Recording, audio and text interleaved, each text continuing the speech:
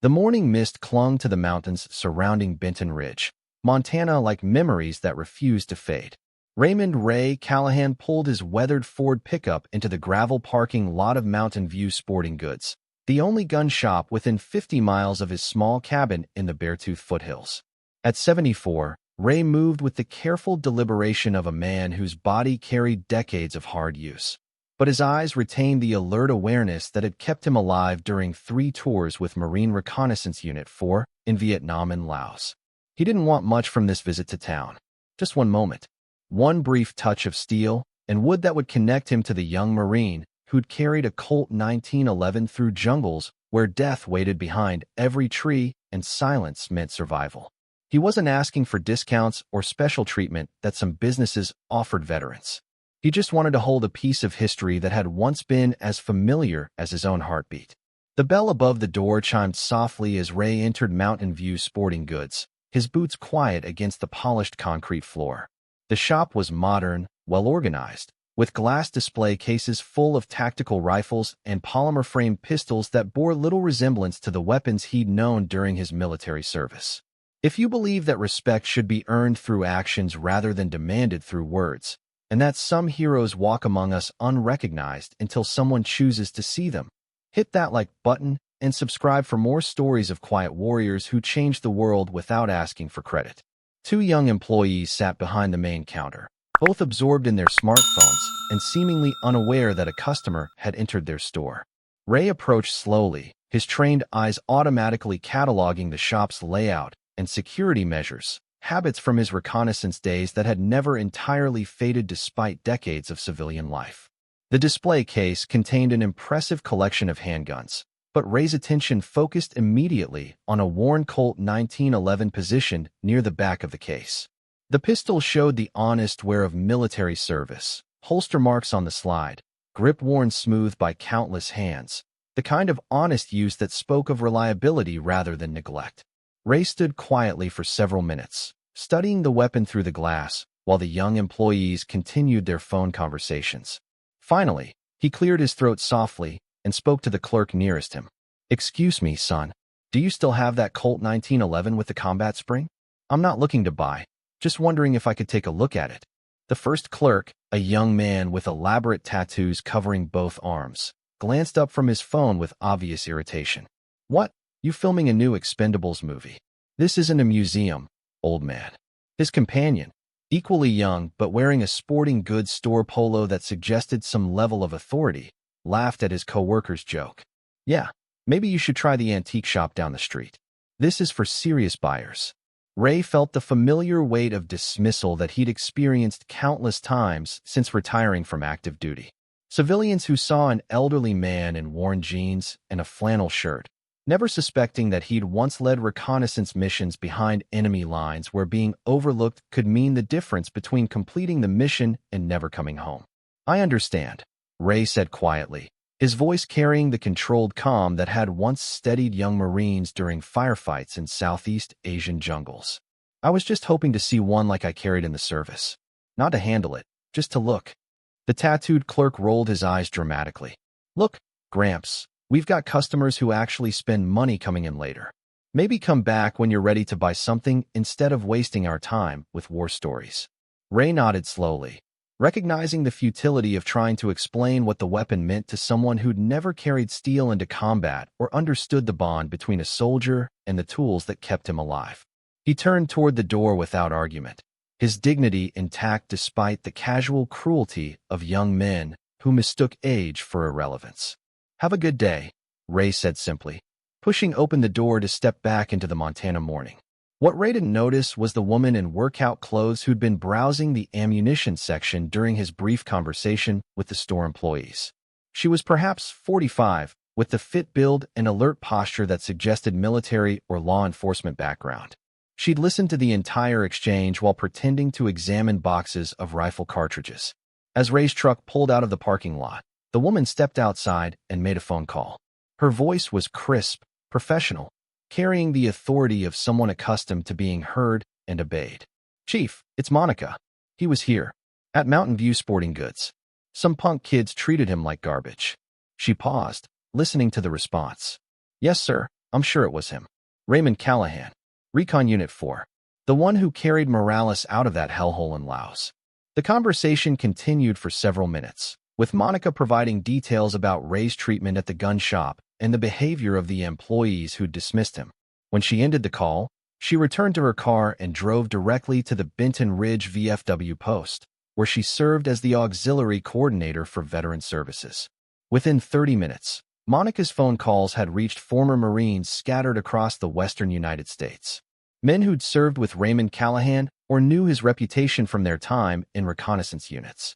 Men who owed their lives to his leadership and had never forgotten the quiet Marine who'd brought them home when others might have left them behind. The response was immediate and unanimous. By noon, 12 vehicles with license plates from 6 different states were converging on Benton Ridge, Montana. Their occupants included successful businessmen, retired military officers, federal agents, and working-class veterans who'd taken time off from their jobs to honor a debt that could never be fully repaid. At 11:43 that morning, everything changed for Mountain View Sporting Goods. The first black SUV pulled into the parking lot without fanfare, followed by 11 more vehicles that arranged themselves with military precision around the gun shop. The men who emerged moved with the controlled purpose of professionals executing a carefully planned operation. Some wore business suits, others dressed in casual civilian clothes, and several sported the kind of tactical gear that suggested ongoing law enforcement or security careers. But all of them shared certain characteristics that marked their common background: alertness that missed nothing, physical fitness maintained long after official requirements ended, and the quiet confidence of men who'd been tested under the most extreme conditions and proven themselves worthy of their brother's trust. Staff Sergeant Eduardo Morales, now a successful defense contractor in Colorado, led the group into Mountain View Sporting Goods.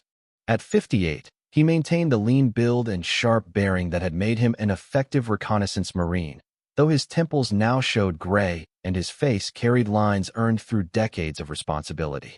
The bell above the door chimed as 12 former Marines entered the gun shop in formation, their presence immediately transforming the atmosphere from casual retail environment to something far more serious. The young employees behind the counter looked up from their phones with expressions that shifted rapidly from boredom to confusion to growing apprehension. "Gentlemen," Morales said quietly, his voice carrying the authority of someone accustomed to being obeyed without question. "An hour ago, one of our brothers came into your establishment. You treated him with disrespect. You dismissed him without understanding who he was or what he'd done for his country." Morales reached into his jacket and withdrew a battered combat helmet, its camouflage pattern faded but still bearing the name Callahan, RJ, taped across the front. He placed it carefully on the glass counter, the metal clicking softly against the surface. "This belonged to the man you called Gramps and told to visit an antique shop," Morales continued. "Staff Sergeant Raymond Callahan, United States Marine Corps Reconnaissance Unit 4. He wore this helmet while leading missions behind enemy lines in Vietnam and Laos, operations that saved American lives and gathered intelligence that shortened the war."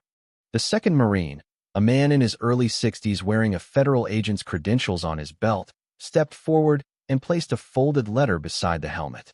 The paper was yellowed with age, the military letterhead still visible despite decades of careful handling. "This is a commendation letter from Captain Monroe, written after Sergeant Callahan carried 3 wounded Marines out of an ambush site in Laos. He completed that evacuation with a punctured lung and shrapnel in his leg, making 3 trips through enemy fire because he refused to leave anyone behind." A third veteran, younger than the others but carrying himself with obvious authority, added his own contribution to the growing collection on the counter. It was a photograph, black and white, showing 8 dirty, exhausted Marines posed in front of a helicopter. Raymond Callahan stood in the center, his arm around a wounded Marine who was smiling despite obvious injuries. "That wounded Marine is me," the veteran said simply. "I was 19 years old, scared out of my mind, and bleeding from wounds that should have killed me. Sergeant Callahan carried me 2 miles through jungle terrain while under enemy fire. He saved my life, and he never once asked for recognition or reward." The young employees behind the counter stood in stunned silence, finally beginning to understand the magnitude of their earlier dismissal. The tattooed clerk who'd made jokes about war movies now stared at the evidence of genuine military heroism displayed before him, his smartphone forgotten in his hand. "We didn't know," he stammered. He didn't say anything about being a war hero. "That's exactly the point," Morales replied. "Real heroes don't announce themselves. They don't demand special treatment or insist on recognition. They serve quietly, accomplish their missions, and fade back into civilian life without expecting parades or monuments."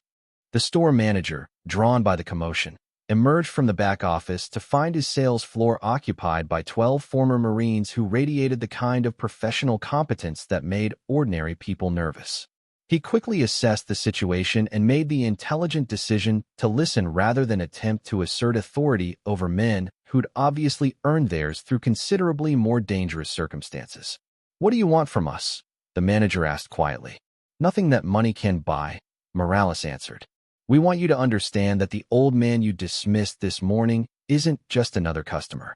He's a Marine who served his country with distinction and earned the respect that you failed to show him." The youngest member of the group, a Marine who appeared to be in his 40s, stepped forward with something wrapped in black cloth. He unwrapped it carefully, revealing a pristine Colt 1911 that gleamed with the care of someone who understood both its historical significance and mechanical precision. "This is the weapon Sergeant Callahan carried during his third tour," the Marine explained. "It saved his life and the lives of his men more times than he ever talked about. He wanted to see one like it, to remember the weight of steel that kept him alive when everything else failed." The Marine placed the pistol gently beside the other items on the counter, creating a small shrine to military service and sacrifice that transformed the commercial space into something approaching sacred ground. "Every man in this room owes his life to Raymond Callahan," Morales concluded. "Some of us literally, others through the leadership and example he provided during the darkest moments of our military service. When you treated him with disrespect, you disrespected every Marine who ever served, every veteran who came home, and every family who lost someone who didn't." The silence that followed was broken only by the quiet hum of the shop's air conditioning and the distant sound of traffic on the highway outside. The young employees stared at the collection of military artifacts, finally understanding that they'd encountered something far beyond their experience or comprehension. Respect, the Marines had demonstrated, wasn't something that could be demanded or purchased. It was earned through actions that spoke louder than words, through service that required no explanation to those who understood its value, and through the quiet dignity of men who'd proven themselves when it mattered most. The lesson was complete, though its impact would continue long after the 12 Marines left Mountain View Sporting Goods and returned to their various lives across the American West. The 12 Marines left Mountain View Sporting Goods as quietly as they'd arrived, but their message echoed through Benton Ridge with the force of a seismic event. Within hours, the story of Raymond Callahan's dismissal and the subsequent arrival of his former unit had spread through social media networks, veteran organizations, and local news outlets with the viral intensity that accompanies genuine human interest stories. Monica Chun, the former Navy intelligence officer who'd witnessed Ray's treatment at the gun shop, posted a simple message on the Benton Ridge Veterans Facebook page. "When you disrespect one Recon Marine, you get all of them." What happened today at Mountain View proves that Brotherhood doesn't end with discharge papers. The post included a photograph she'd taken of the 12 Marines standing outside the gun shop, their faces serious but their bearing unmistakably military. Within 6 hours, the image had been shared 3,000 times across veteran networks throughout the United States, each share accompanied by comments that revealed the depth of respect Raymond Callahan commanded among those who'd served. "My father served with Callahan in '69, wrote one commenter. Said he was the kind of Marine who never talked about his medals, but always brought his men home. I was at Quantico when stories about Unit 4 were still classified," added another. Callahan's name came up in hushed conversations about operations that officially never happened. "He pulled my brother out of that mess near the DMZ. Never asked for thanks, never talked about it afterward. Real heroes don't need audiences."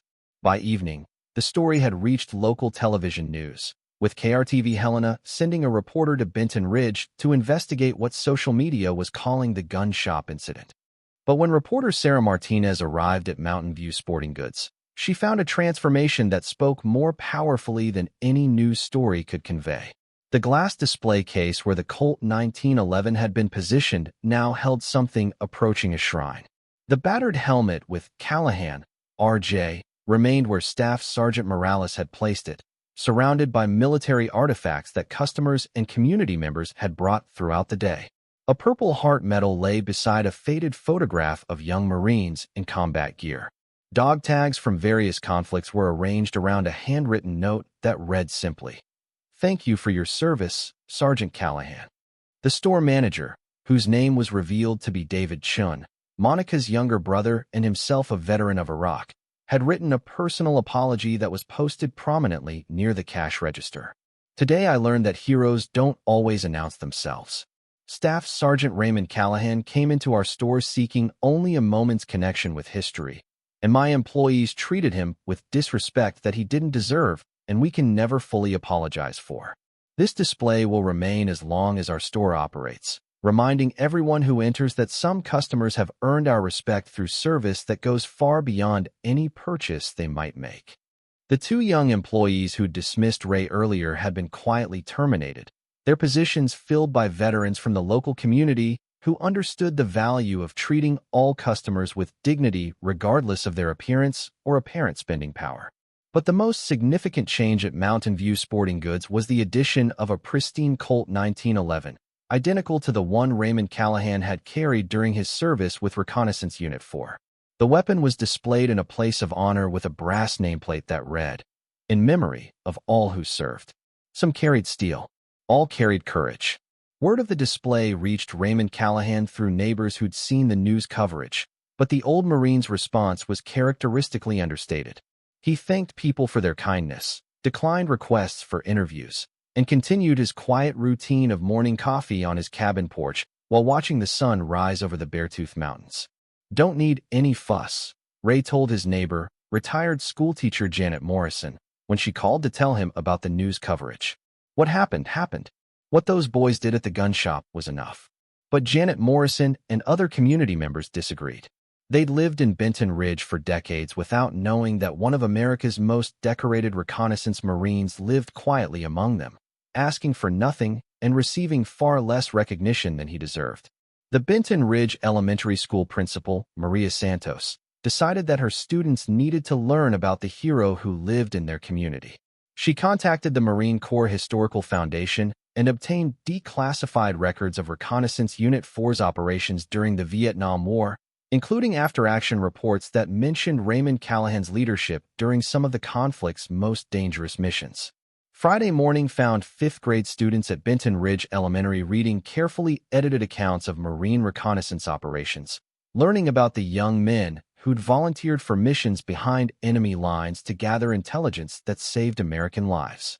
The stories were sanitized for young audiences, focusing on courage and sacrifice rather than the brutal realities of jungle warfare. Sergeant Callahan led his unit on 47 reconnaissance missions during 3 tours of duty. Teacher Patricia Williams explained to her class. Every man under his command came home alive, which was extremely rare for reconnaissance units during that war. 8-year-old Tommy Martinez raised his hand. "Is he still alive?" "Sergeant Callahan. He lives right here in Benton Ridge," Williams replied. "He's been our neighbor for 15 years, and most of us never knew about his military service because he's too modest to talk about it." "Can we meet him?" asked Sarah Chun, David Chin's daughter and Monica's niece. Williams smiled. "We can try. But remember, heroes like Sergeant Callahan don't seek attention. They prefer to live quietly and let their actions speak for themselves."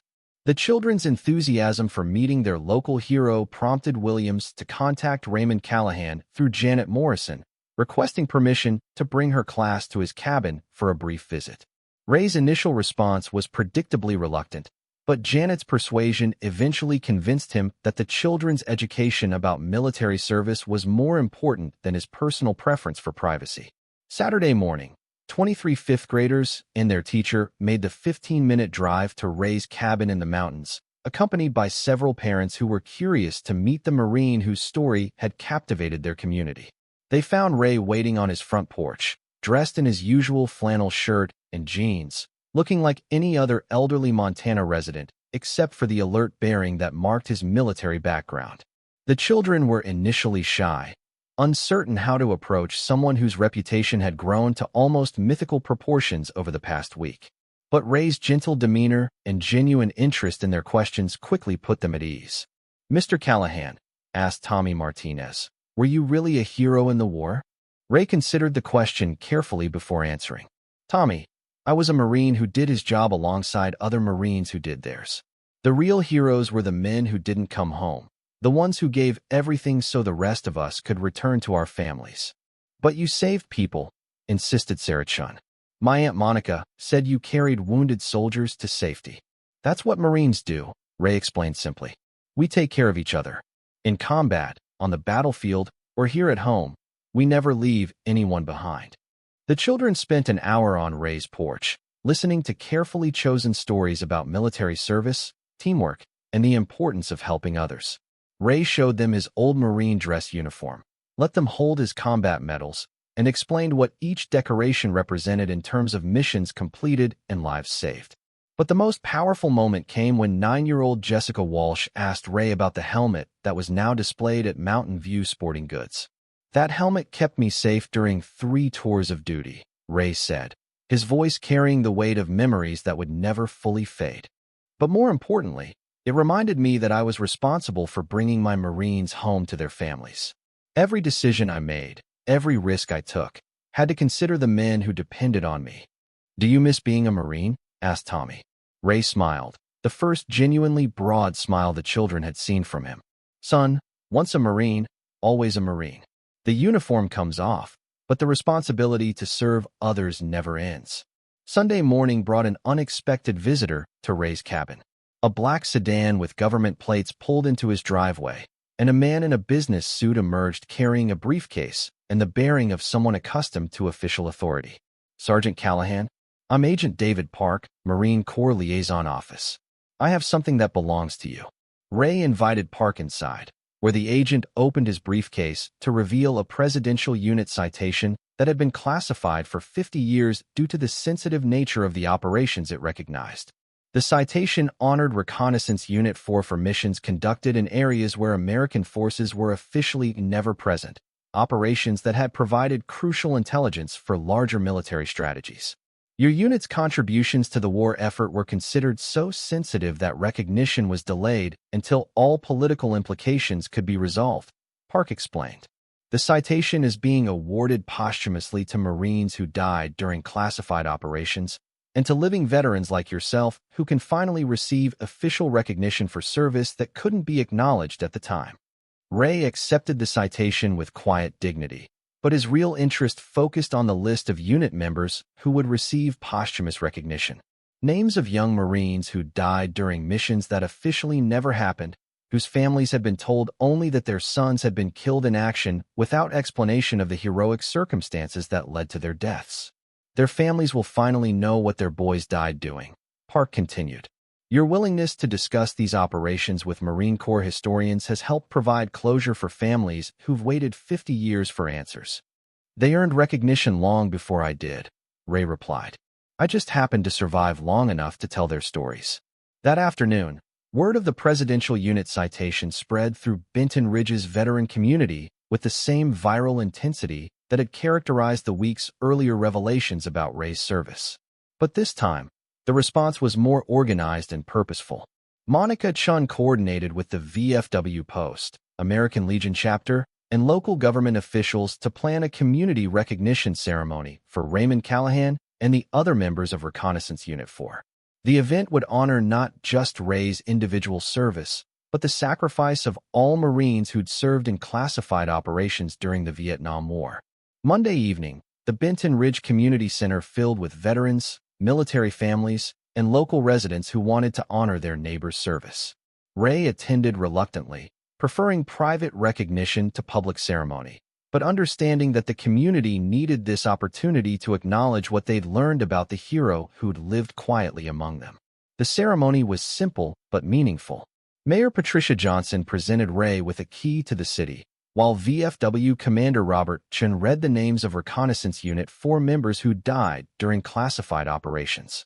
Each name was followed by a moment of silence and the tolling of a bell that honored their sacrifice.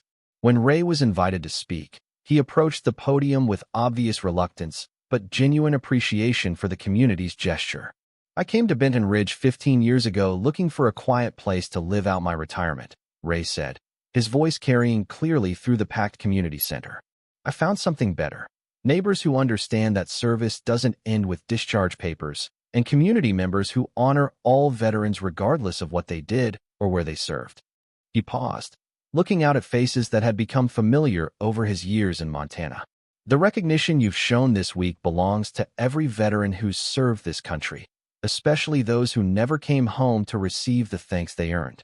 If my story reminds people to look beyond appearances and recognize the heroes who walk among us every day, then something good has come from what started as an unpleasant incident at a gun shop."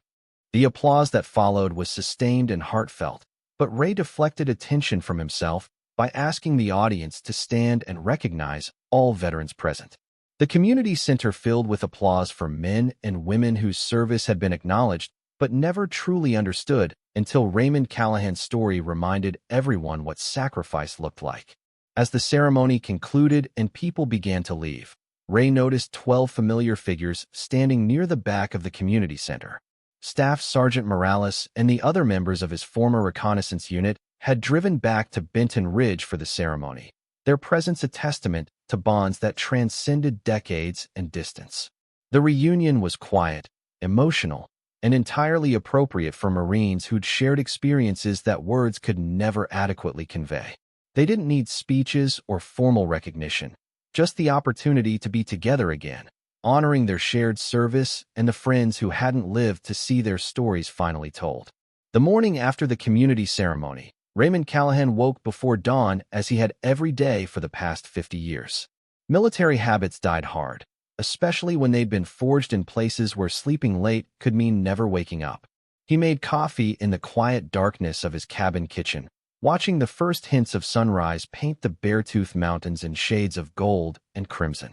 But this morning felt different. Not because of the recognition ceremony or the week of attention that had transformed his quiet retirement into something approaching local celebrity. The difference was simpler and more profound. For the first time in 15 years of living in Benton Ridge, Ray felt truly known by his community. A soft knock on his front door interrupted his morning solitude. Ray opened it to find Staff Sergeant Eduardo Morales standing on his porch, holding 2 cups of coffee and wearing the kind of expression that suggested important conversation ahead. "Mind if I sit with you, Sergeant?" Morales asked, using the rank that had defined their relationship decades earlier in Vietnamese jungles. "Always welcome, Eddie," Ray replied, stepping aside to let his former subordinate enter the cabin that had become his sanctuary. They settled on Ray's front porch, watching the sun clear the mountain peaks while sharing the comfortable silence that existed between men who'd faced death together and lived to appreciate simple pleasures like good coffee and peaceful mornings. "The boys wanted to stay longer," Morales said eventually, "but we figured you'd had enough attention for 1 week." Ray smiled, appreciating his former unit's understanding of his preferences. "Appreciated you all coming. Meant more than the ceremony or the recognition.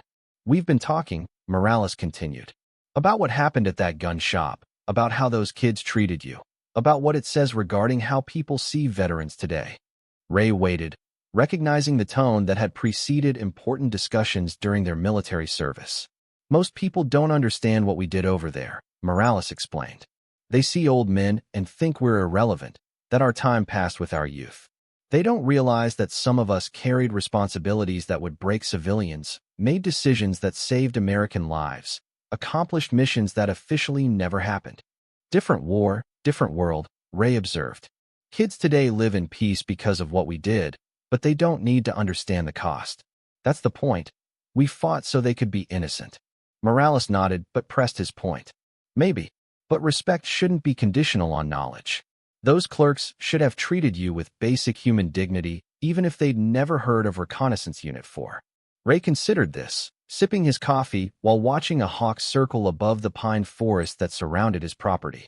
Military service had taught him to think strategically about problems, but civilian life had shown him that some issues required patience rather than direct action. "What are you suggesting, Eddie?" Nothing dramatic. But the 12 of us have been talking about starting something. A network of veterans who keep an eye out for situations like what happened to you. Not vigilante stuff, just making sure that veterans get treated with the respect they've earned. Ray understood immediately what Morales was proposing. A brotherhood that extended beyond official military organizations, an informal network of men and women who'd proven themselves in combat and remained committed to taking care of their own. Like a shadow VFW? Ray asked. Something like that. We've got contacts in every state, guys who've gone on to successful civilian careers but never forgot where they came from. Law enforcement, business, government, education, veterans in positions where they can make a difference when situations require attention. Ray appreciated the concept, but wondered about its practical implementation. How would it work? Simple. Someone calls a number, reports a veteran being mistreated or exploited, and we respond appropriately. Sometimes that's just making a phone call to correct a bureaucratic problem. Sometimes it's showing up in person to remind people that veterans deserve better treatment. And sometimes it's 12 Marines walking into a gun shop, Ray concluded, when the situation warrants it. Ray thought about Martha Hendricks, the elderly Army widow he'd helped in Nevada when corrupt officials had threatened her property. About Frank Morrison, the Navy veteran he'd rescued from criminals who'd exploited older veterans for drug trafficking. About countless situations where veterans needed help that official channels couldn't or wouldn't provide. I'm interested, Ray said finally. But with conditions. Name them. No publicity. No credit. No recognition. We help people and disappear, leaving no traces except solved problems. Morales smiled. That's exactly what we were hoping you'd say. They spent the next hour discussing practical details of what would become known among its members as the Network, a loose organization of veterans who'd proven themselves in combat and remained committed to protecting those who'd served with them. The structure was deliberately informal, with no official hierarchy beyond the respect that members had earned through their military service and civilian accomplishments.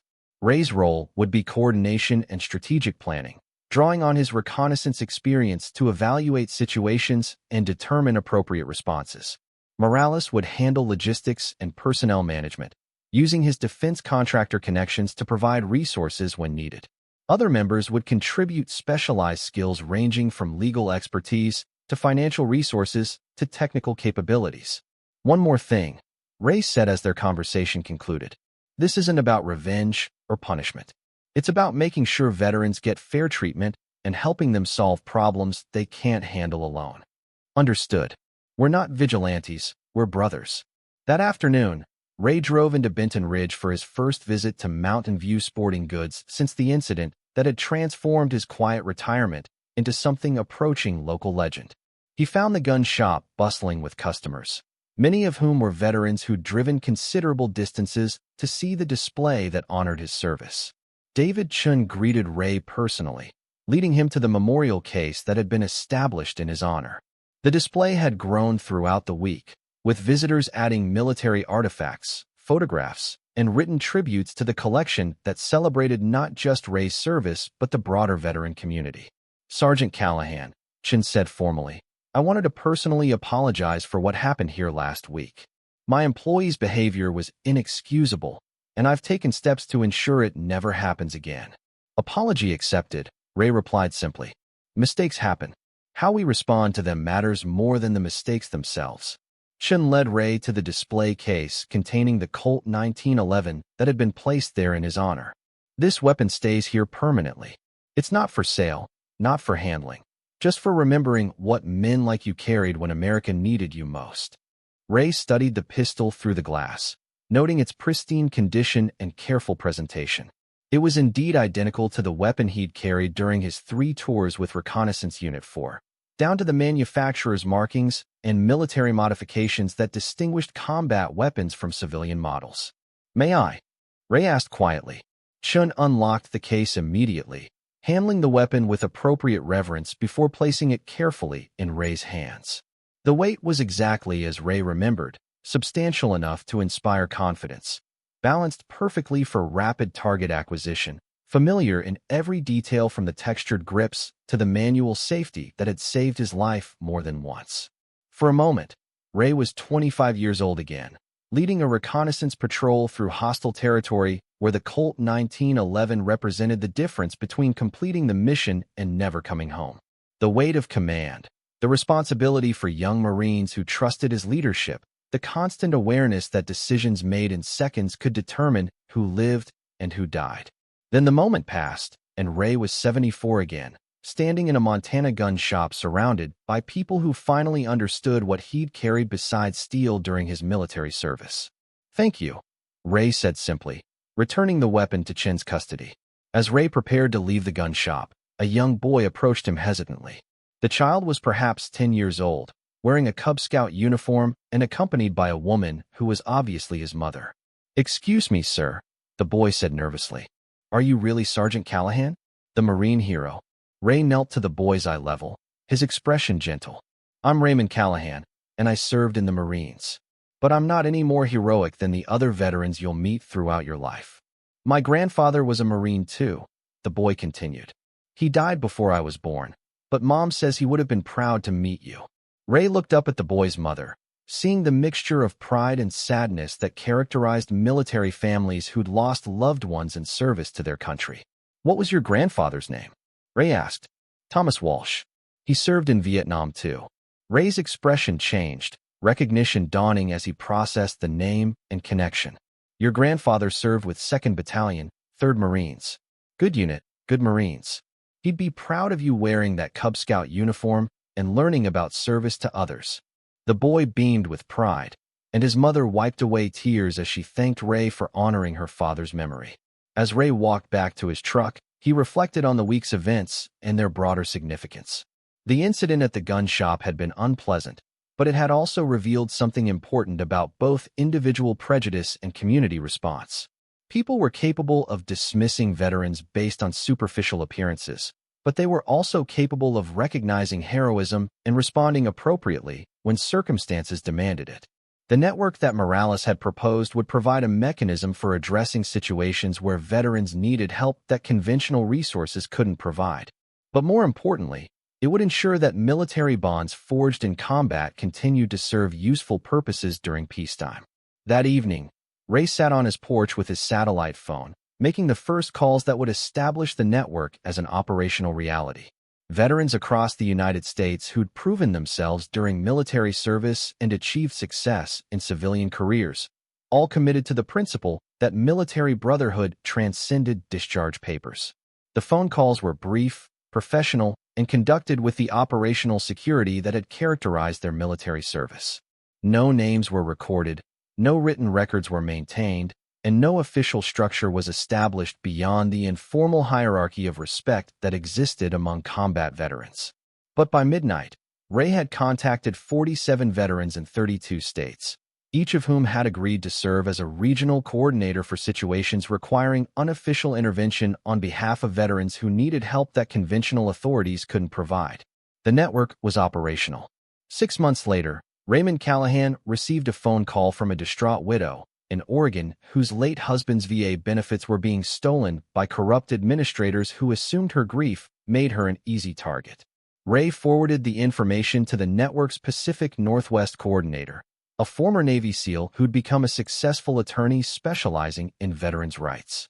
The problem was resolved within 72 hours through a combination of legal pressure and personal visits that convinced the corrupt administrators to find employment elsewhere. The widow received full restitution of stolen benefits plus interest, and new safeguards were implemented to protect other vulnerable veterans from similar exploitation. No publicity was generated. No credit was claimed. No recognition was sought. The network had simply solved a problem and moved on to the next situation requiring attention. A year after the gun shop incident, Mountain View Sporting Goods had become an unofficial pilgrimage site for veterans traveling through Montana. The display honoring Raymond Callahan and Reconnaissance Unit 4 had grown into a comprehensive memorial celebrating all branches of military service, with artifacts and tributes representing conflicts from World War II through contemporary operations in the Middle East. David Chun had transformed his business from a simple sporting goods store into something approaching a museum of military service, with knowledgeable staff who could discuss the historical significance of weapons and equipment displayed throughout the shop.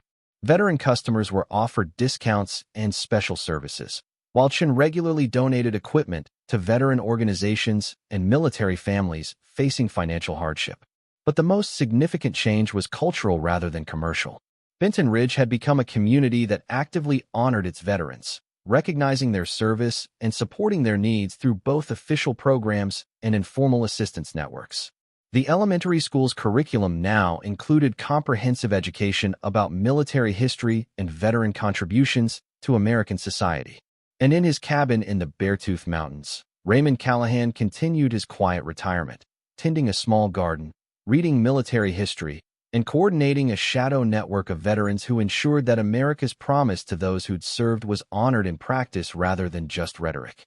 He never spoke publicly about the network's activities, never claimed credit for problems solved or veterans helped.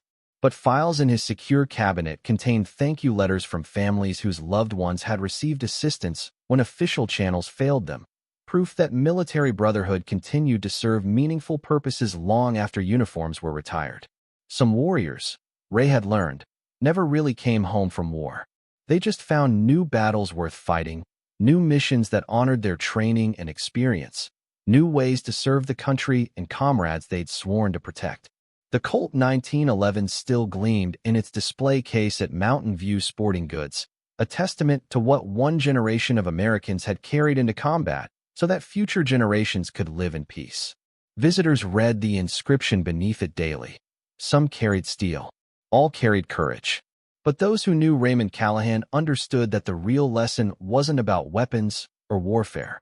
It was about the responsibility that came with survival, the obligation to use experience and capabilities in service of others, and the quiet satisfaction that came from solving problems without seeking recognition. In the end, that was the code that had sustained him through 3 tours of combat and 50 years of civilian life. Serve others, protect the innocent, and let actions speak louder than words.